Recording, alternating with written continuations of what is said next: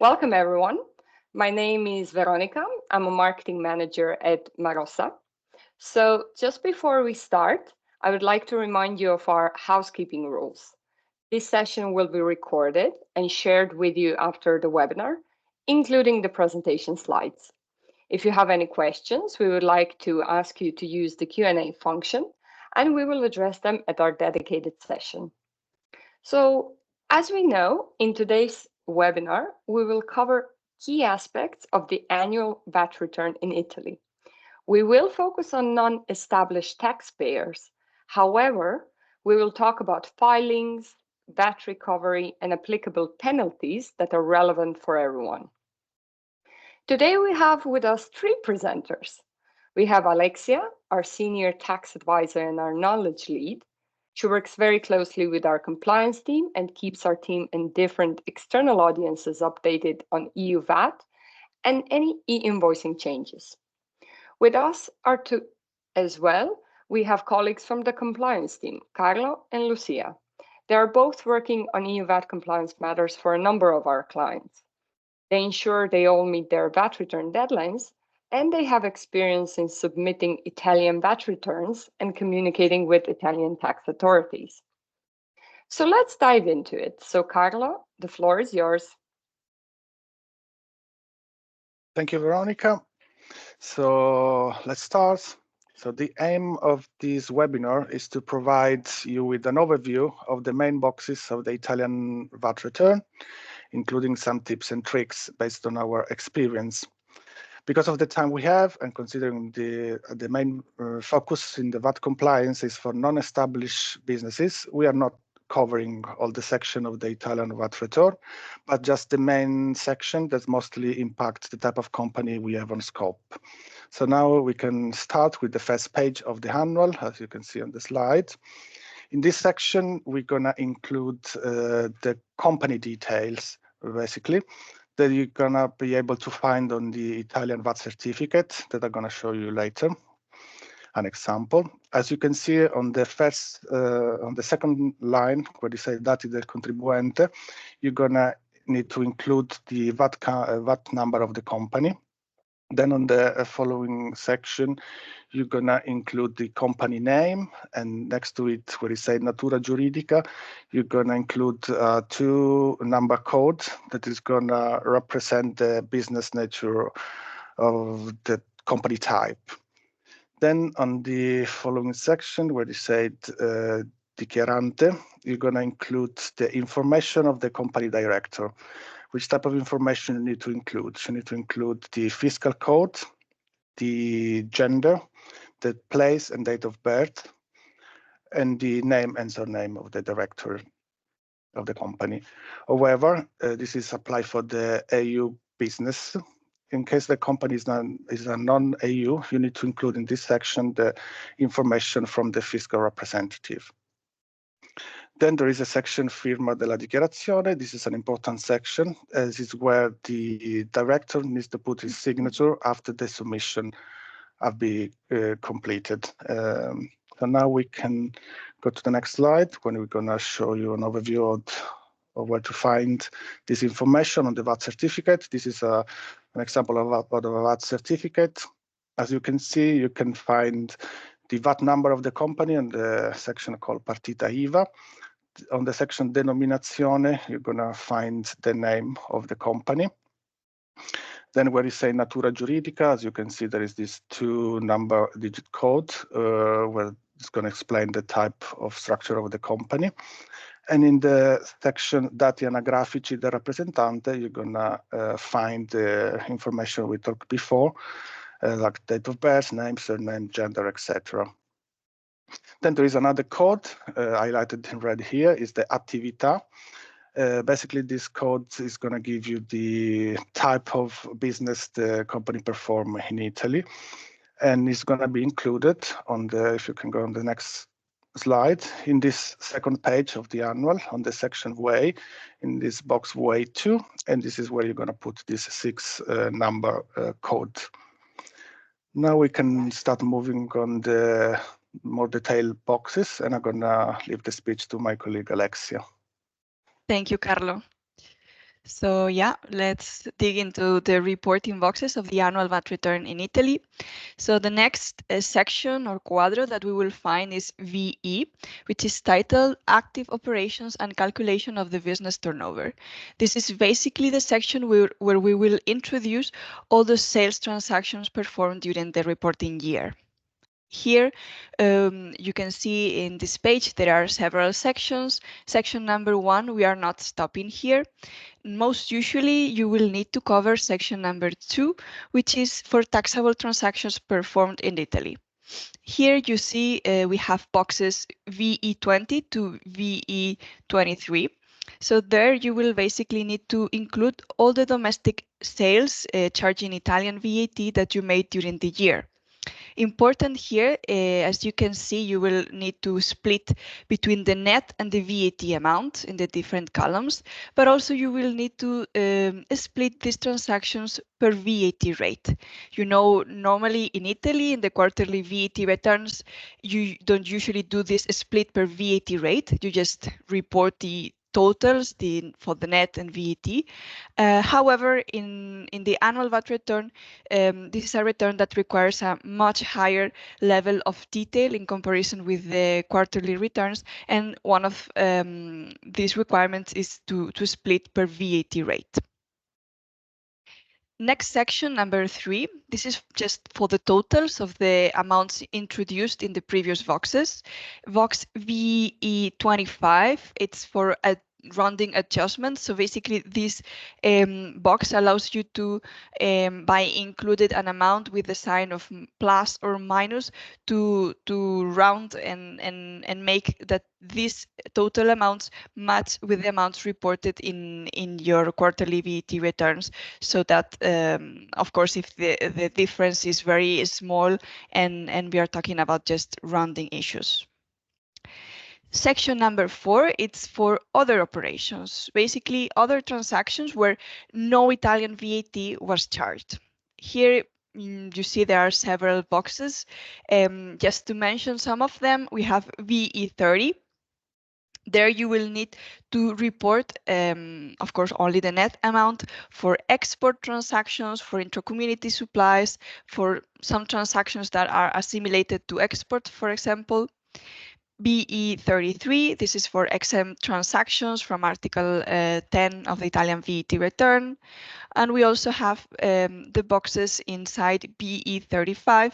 There are transactions under domestic reverse charge for specific goods and services, as you can see in the screen. For example, sales of gold, electronic products, etc. So there you will need to include those sales that you made under this specific reverse charge. And finally, in box VE50, you will see the total turnover of the company.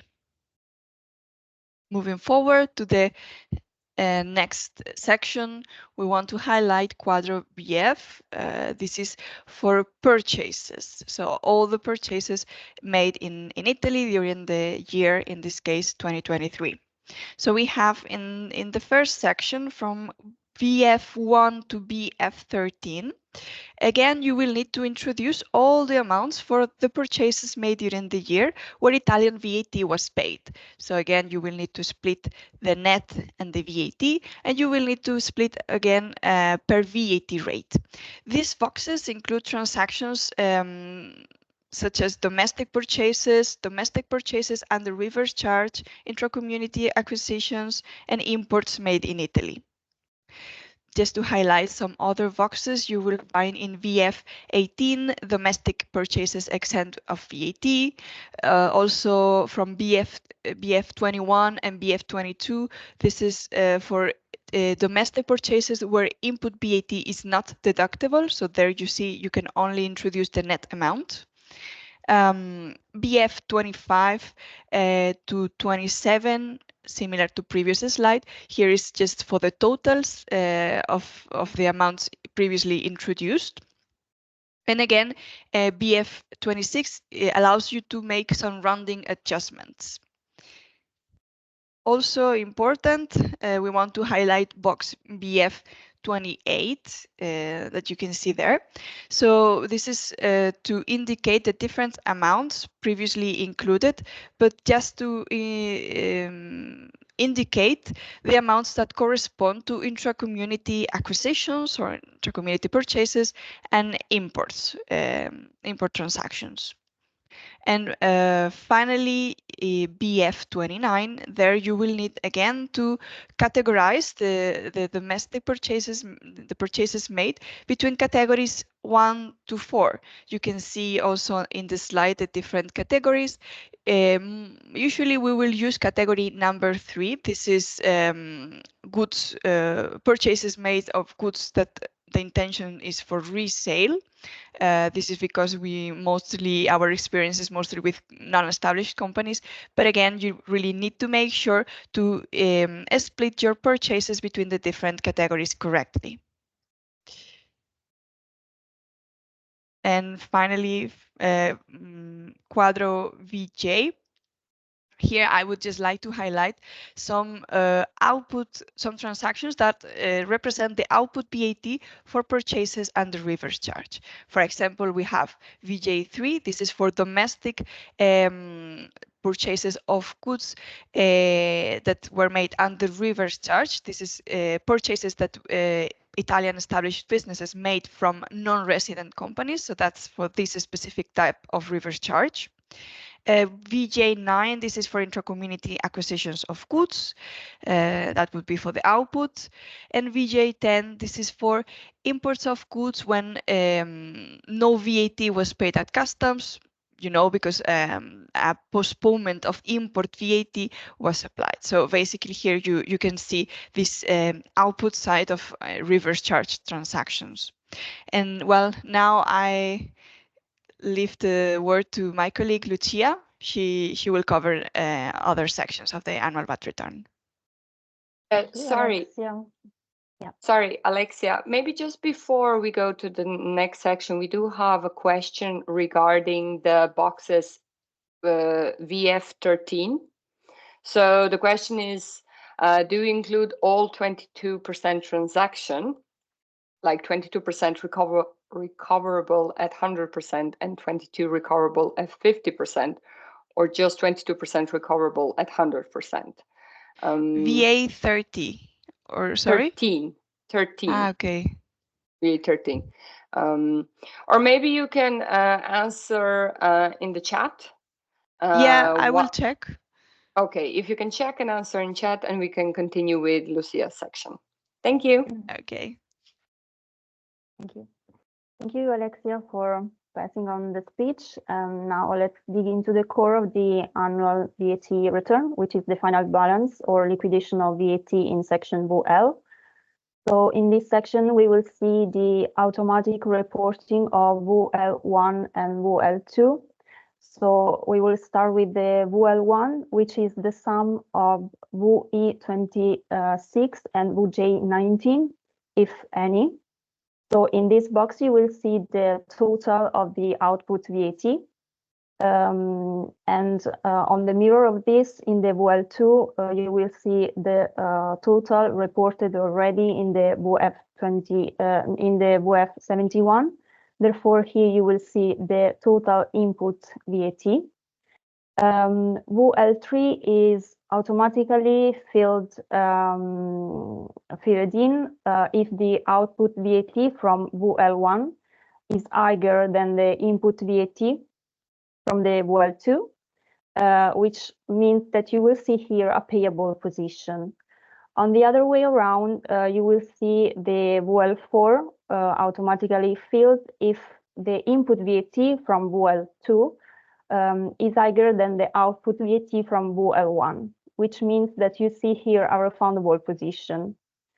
Another important box is the VL8, which is not automatic, but you must report manually the credit from previous fiscal year, so from previous annual return submitted, which is fiscal year 2022. So in here, you feed the credit that you have in line VX5 of the previous annual return. Also, we will go to box BUL 23, which is not automatic. So this is a manual reporting for the quarterly interest, just in case you are a quarterly taxpayer. The BUL 25 is equal to box BUL 8. So again, you will see the credit from previous period. And now we jump to the most important part of the BUL, which is the BUL 30. This section is important because in here you can reflect on any overpayment or poor payment that happened during the year. This is divided into more boxes, 1, 2, 3, 4, and 5. And we will cover only fields 1, 2, and 3 as the most often used.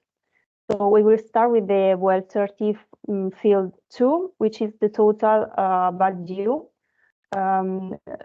which means that should be matching the amounts of line VP 14, column 1 of the quarterly VAT returns submitted along the year, plus any prepayment and interest. While the BUL 30 field 3 is the total VAT effectively paid, which includes periodic payments, prepayment, interest, and voluntary disclosure. So in an ideal situation, fields 1, 2, and 3 should be matching. But of course, it can happen a mistake with the payments made along the year. So you can here see some discrepancies. We put here an example. So VAT due of the year was a total of 302. And we put this amount in BUL 30, field 2, while the VAT paid by mistake, for example, was 1,271. And we report this amount in the BUL 30, field 3 as amount of VAT paid. The higher amount between the two results, so BUL 32 and BUL 33, goes in the BUL 30 box 1. And this generates an automatic value in BUL 33 and BUL 39 as a credit position. And now, if we can move the slide to the next section for the BU X, you will see here the calculation of VAT due or the input VAT.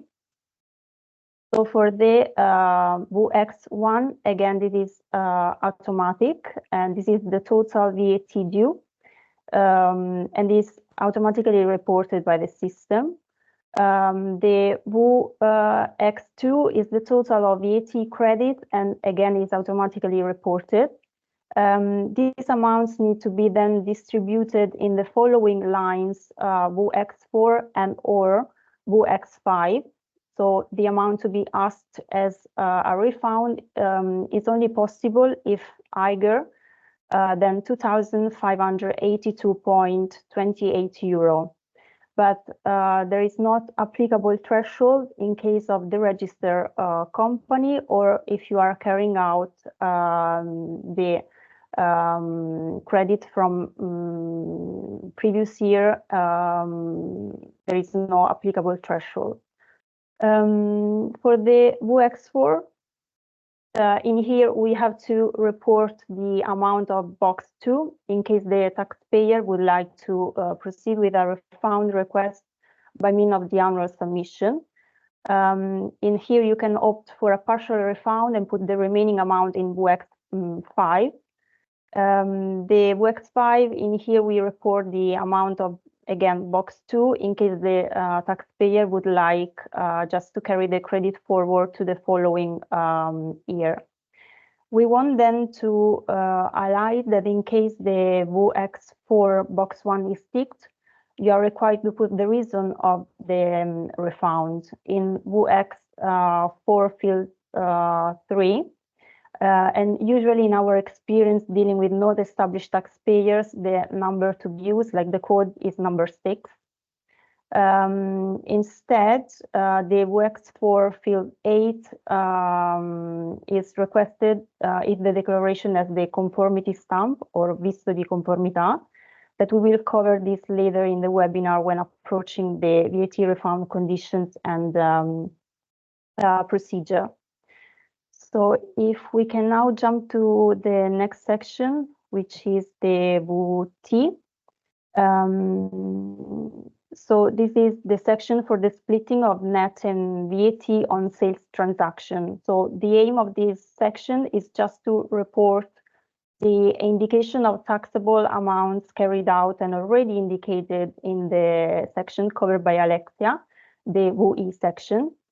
We will start with the VAT1, which reports the indication of the amount already filled in the VUE 24, but now needs to be split more in details in VAT1 box 1, which is the total net, and VAT1 box 2, which is the total VAT.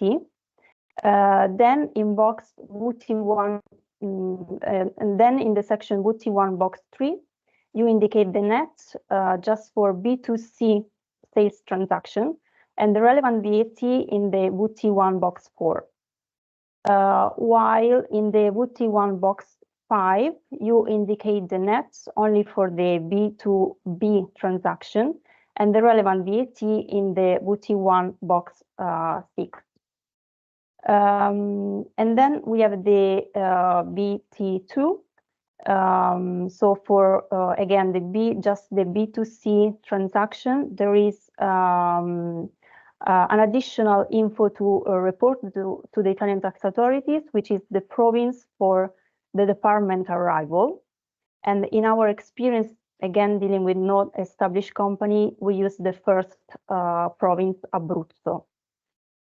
So now for the sake of time, we are not covering other sections of the annual return, like the VB or the VD or VK, as instead we are just focusing on the most commonly used in our experience. But for just to give you an example of the VP, this is section framework in case you want to submit the Q4 VAT annual return in the annual declaration. But in this case, of course, the deadline for submission of the annual declaration is anticipated at the same time of the submission of the Q4 VAT return, which is the 28th of February. And now I give again the speech to my colleague Alexia for covering the part to make corrections in the annual. Amazing. I would just ask for a very short break that we address the questions that are actually relevant for the sections that we just covered. So first question is general. Is there any changes of boxes and form structure between the form from 2022 and now for 2023 return? No, there are not relevant updates. Indeed, we are, for example, for the instructions in English, we are still using the 2022 instructions released by the Italian tax authorities. So in case, you know, a non-established company asks us for clarification or something, we can still use that instruction because there are not relevant updates. Mm-hmm. Amazing. And there is a question about the credit. Can the credit be used against monthly VAT payments, or if not, how can it be recovered? But I do believe we have a full section on the VAT recovery, if I'm not mistaken, no? Yeah, we will have the conditions and procedure for the refund later in the webinar, so we will cover the credit, the VAT refund in Italy, how it works. Amazing. And then there's also a question, are we going to cover the overpayment and underpayments made while performing monthly VAT calculation, which should be adjusted in annual return? Yeah, this is already covered by the VUL 30, field 2 and 3. As I mentioned, if you have any overpayment or if you have a poor payment, you will have to reflect in those sections. So you will see there then a discrepancy, and then the system automatically generate a credit or a debit in the following VUL 33 or 32. It depends if it is a poor payment or an overpayment. And then, of course, you have also to deal with the corrections, because if you made a mistake during the making the payments during the year, you have also to reflect this in the wage. So basically, the WL 30 part follows also the wage section that will Alexa cover. Amazing. So we're going to just continue with the rest of the sections, and we're going to cover some of your other questions a little bit later. Thank you. Here you go, Alexia. Thank you. Thank you. Yes, indeed. So now we are covering section VH. Probably you know this section is used in order to amend or correct the VAT position reported during the year in the quarterly returns or in the monthly VAT payments. So basically, here situations that we can have is that maybe we missed a carry forward in a given period, or we missed some sales or purchase invoices, so we can use this section to make these corrections. We must take into account that the usual approach is to correct the quarterly VAT return when possible, and also calculate the ravvedimento operoso, which is this reduced penalty that you can self-calculate and pay to the Italian tax authorities. However, if we notice that we need to amend some of these amounts reported or paid to the tax authorities while preparing the annual VAT return, or after the submission of the annual VAT return, or even if after the deadline has passed, then we can use this section VH.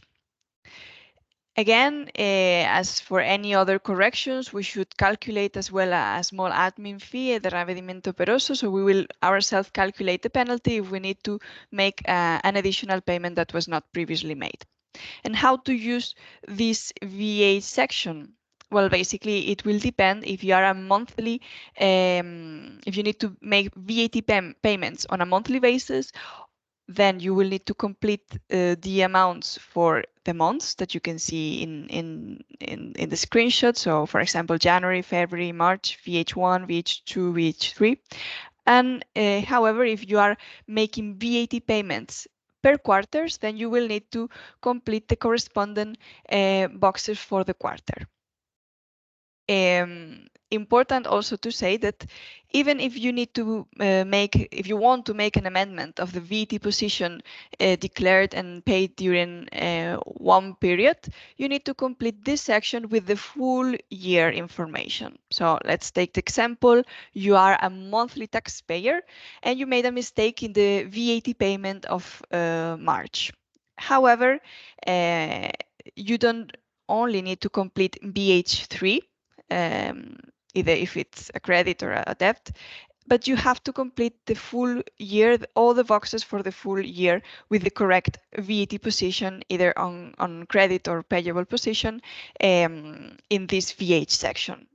Similarly, if you are making VAT payments on a quarterly basis and you realize you made a mistake in the Q2, again, you will need to complete quarters from Q1 to Q3 and reflect there the VAT position. You know, in the quarterly VAT returns, usually we don't see the total VAT position, so following the same logic here, VH16 is usually left empty. And this leads us to another conclusion that you can take into account. For the amounts that are not corrected, not amended through VH, you will need to reflect the same amount that you can find in the VAT returns in Vox VP14, as you can see as well in the screenshot in this slide. You see as well, we have a box VH17, so you need to reflect the December prepayment that is usually mandatory in Italy, and through this box you can also amend this amount if necessary.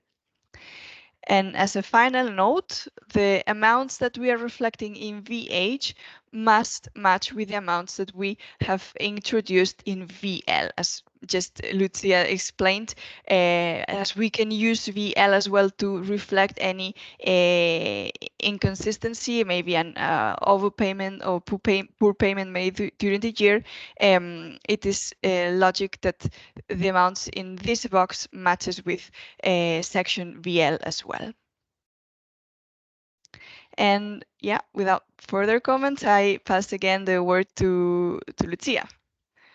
Yeah, thank you, Alexia.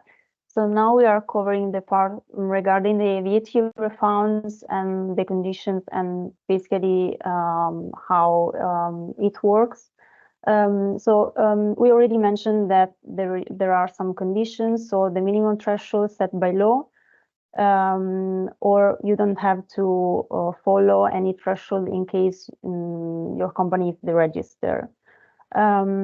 If these conditions are met, so you are entitled to ask for a credit refund in Italy. You have also to consider some additional options available. If your credit is higher than 30,000 euro, here you have some options to consider. So one is request a bank guarantee, which is an additional burden for the company, of course, as it must cover a period of 3 years plus interest, and it also needs to be asked to an Italian established bank. The other option to avoid the request of putting in place a bank guarantee is the so-called visto di conformità. This is a procedure where basically an Italian certified tax accountant put a sort of stamp or signature on the declaration by doing a sort of pre-audit, checking the correctness and the compliance of the invoices issued and received, of the ledgers, but also if this is consistent with the activity carried out by the company. But again, in case you want to avoid both the burden of the bank guarantee and of the visto di conformità, you can ask for a partial refund. So you can ask a refund below 30K and carry the remaining part forward. So carry forward to the next fiscal year. But in case a refund is made by means of the annual return, the Italian tax authorities will initiate audit to ascertain the validity of the credit. In our experience, is in a framework of 3 or 6 months after the submission of the annual declaration. The final option that you have is just to carry the total credit forward to fiscal year 2024. And now I give speech to my colleague Carlo to cover the final part of the webinar. Thanks, Lucia. So now on the next slide, we're gonna talk about the important checks that need to be performed before proceeding with the submission of the annual VAT return. So the first important check is to understand if the refund amount has been put on the correct box on the quadro X, because as you see, depending on the box you choose, there's going to be different impact on this credit. Then you need to also check if there's going to be a change on the frequency of the VAT payment you perform from monthly to quarterly or the other way around, and this must be indicated on the quadro VO. Then you need to check if your company is under fiscal representation. So if you are a non-EU company, because in this case, you need to populate the fiscal representative details on the first page of the annual. And also the signature will be performed by the fiscal representative and not by the director of the company. Then you need to check as well if there is an ongoing change of director, because the information to be included on the first page needs to be up to date. So you need to check the most updated version of the VAT certificate and include the information of the actual director of the company, not by the one that maybe left the company. This doesn't work anymore for them, because in that case, it's not going to be able to sign the document after submission. And then to give you the deadline for the submission of this year annual is going to be set on the 30th April 2024. If we can move to the next slide. So we usually use the application called Desktop Telematico to submit the annual return. So we need to be sure that the application is updated to the last version, because otherwise the receipt of the annual will be not opened and accepted. To do this update, you need to go to the section Help and Aggiorna Applicazione, that means update application, as you can see on the screenshot, and then click on Next or Avanti. You can select all the application, and the desktop Telematico will be updated to the latest version available. Then on the next slide, you can see some screenshot of the two different outcomes you can have after the submission of the annual.